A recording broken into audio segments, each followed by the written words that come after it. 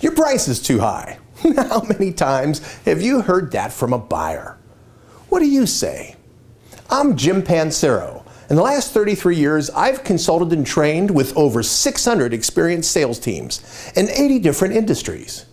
Dealing with pricing demands and pressures from buyers is a constant in all industries, whether you're in retail or business-to-business sales, selling large equipment, parts distribution, or services. I've personally written and observed over 1,000 customer calls with sales reps, both rookies and experienced pros. The reps with the best and ultimately successful responses to "your price is too high" consistently follow a simple 7-step response. Discussing how to best respond to a buyer's high price challenge is like teaching you the steps of a golf swing. Even though the actual swing takes just a few seconds, we can improve your swing if we deconstruct, analyze, discuss, and help you plan the best outcome for each component step. So, the very first step to defending your price is don't flinch. The goal of any buyer's negotiating attack, such as "your price is too high," is to throw you off balance, to get a reaction, to put you on the defensive, and to expose your weaknesses.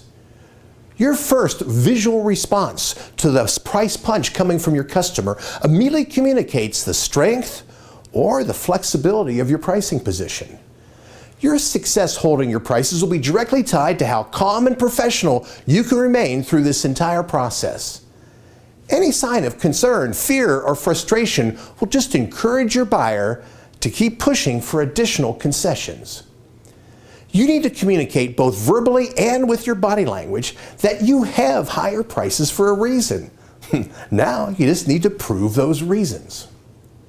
Your second step is to immediately respond to any "your price is too high" challenge with questions. Your first question needs to ask, by how much? By how much am I too high by? You can't defend against a vague pricing challenge, so your first question needs to identify the price gap your buyer believes exists and to collect and quantify as much information as possible to justify your higher price but lower total cost solution. To successfully defend your higher prices, we need to first make sure you're comfortable that no matter what you sell, equipment, products, or services, that you're not in a price-driven market. Marketplaces aren't price-driven, they're value-driven. When you can prove a higher value, your buyers will pay a higher price to get it. The best way to defend against your buyer's high price challenge is to shift the conversation away from price and onto the differences in value between you and the lower price competitor being used against you. Ask for a copy of the bid or proposal you're being unfavorably compared to.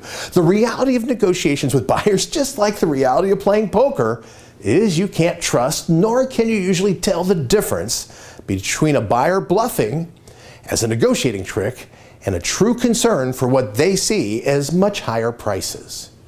You need to be asking questions to identify if the cheaper proposal is even the same type or level of product. Are the volumes the same? Does it include all of the extras you proposed? Your third step to defending price needs to happen before you even get in front of your buyers. To hold prices, you'll need to first know the details of your competitors' prices and discount strategies compared to yours. Your goal with this third step is to know enough about your competitors' pricing and discounting strategies to immediately know there's no way your competitors could give that low a price. Or you know the two proposals can't be covering the same things. Build a history of how your competitors bid, and then later discount to win business. Work as a team to build a list of the best questions to ask buyers to help you identify specific competitive weakness areas. Now look how well you've done so far. Even though your buyer said your price is too high, you kept your cool. You didn't flinch and immediately asked, "So how much is my price too high by?" You kept asking questions and were able to identify a number of competitive weaknesses you now want to discuss. So, now it's time for step 4, showtime. It's time to explain and defend your pricing and value. After all, if you can prove you're a lower total cost, you don't have to drop your price to win the business. Focus on what they're buying, not on what you're selling. Don't talk about what you and your team have or can do. Instead, focus on the unique benefits your buyer receives because of what you have or can do. Instead of talking about your multiple locations, talk about how much backup your team can provide.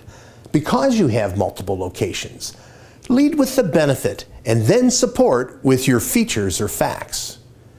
Defending your value isn't just about presenting, it needs to be an interactive conversation.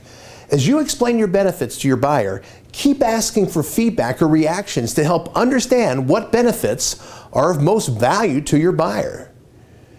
You don't have much time to present all the reasons why you're unique. You need to always be prepared with your best 2 or 3 lower total cost responses. What's your list on why it's worth paying your higher price? Now that you've presented why you're worth your prices, your next step is to close, to ask for the order, to gain feedback, or even a commitment from your buyer. The commitment might not be to buy, it might be just agreeing to continue talking. Some of the best closing commitment questions are, so what do you want to do now? Does this explain my price difference?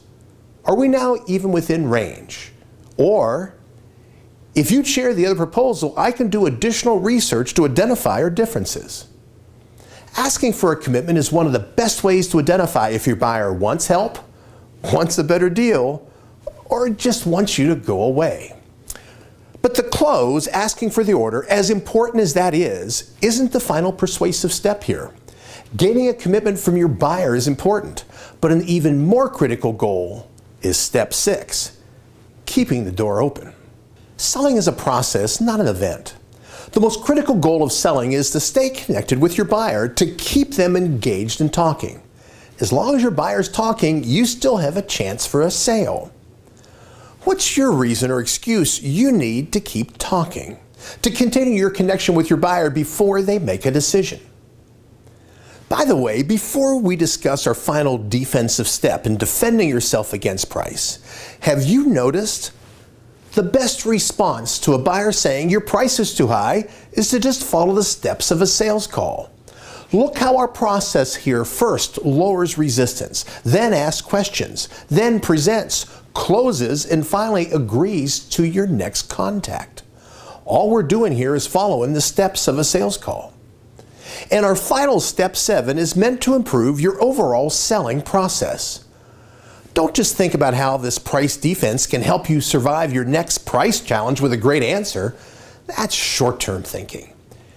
Your buyer said your price is too high because they didn't see enough competitive difference to justify paying anything more than the cheapest price they could find. It's your job as a sales professional to communicate your value.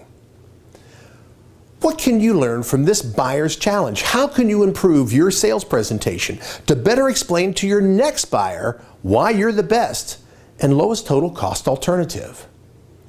It's your job as a sales professional to work with your team to strengthen your selling message and positioning, so your buyer starts telling your competitors their prices are too high. Call if you'd like to talk more about how your team can improve their defense to your buyer's price is too high challenge. Sign up on my website to stay connected and updated on the latest ideas to increase your competitive edge. And be sure and check out all the free stuff on my Pancero.com website, including over 25 free videos, articles, audios, as well as free online sales and sales management evaluations. Because after all, we know you and your team are good. Now the only question is, are you good enough to get better? Thanks for watching, and I look forward to talking further.